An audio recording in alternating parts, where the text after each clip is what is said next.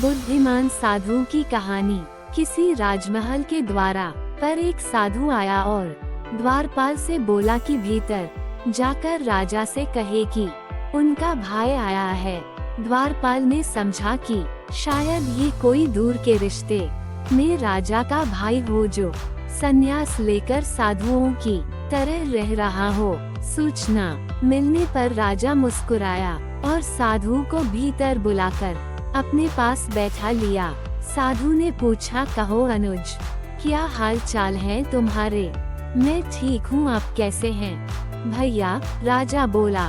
साधु ने कहा, जिस महल में मैं रहता था वह पुराना और जर्जर हो गया है, कभी भी टूटकर गिर सकता है। मेरे 32 नौकर थे, वे भी एक एक करके चले गए। 5 रानियां भी वृद्धा हो गईं और अब उनसे को काम नहीं होता। ये सुनकर राजा ने साधु को 10 सोने के सिक्के देने का आदेश दिया। साधु ने 10 सोने के सिक्के कम बताए। तब राजा ने कहा, इस बार राज्य में सूखा पड़ा है, आप इतने से ही संतोष कर लें। साधु बोला, मेरे साथ साथ समुंदर पार चलो, वहाँ सोने की खदानें हैं। मेरे पैर पड़ते ही समुद्र सूख जाएगा। मेरे पैरों की शक्ति तो आप देख ही चुके हैं। अब राजा ने साधु को 100 सोने के सिक्के देने का आदेश दिया।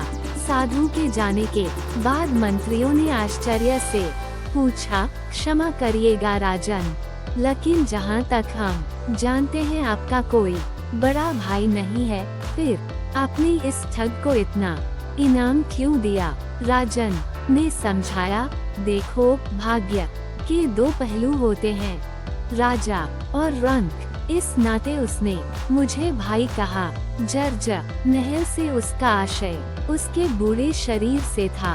32 नौकर उसके दांत थे और 5 वृद्ध रानियां उसकी 5 इंद्रियां हैं।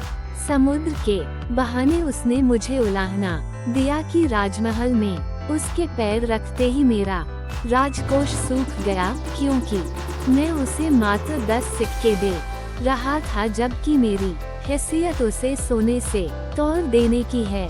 इसलिए उसकी बुद्धिमानी से प्रसन्न होकर मैंने उसे 100 सिक्के दिए और कल से मैं उसे अपना सलाहकार नियुक्त करूँगा। बच्चों, इस कहानी से हमें ये सीख मिलती है कि किसी व्यक्ति के बाहरी रंग रूप से उसकी बुद्धिमत्ता का अंदाजा नहीं लगाया जा सकता। इसलिए हमें सिर्फ इसलिए कि किसी ने खराब कपड़े पहने हैं या वो देखने में अच्छा नहीं है, उसके बारे में गलत विचार नहीं बनाने चाहिए। अगर आपको हमारी वीडियो अच्छी लगे तो हमारा चैनल को जरूर सब्सक्राइब करें। धन्यवाद।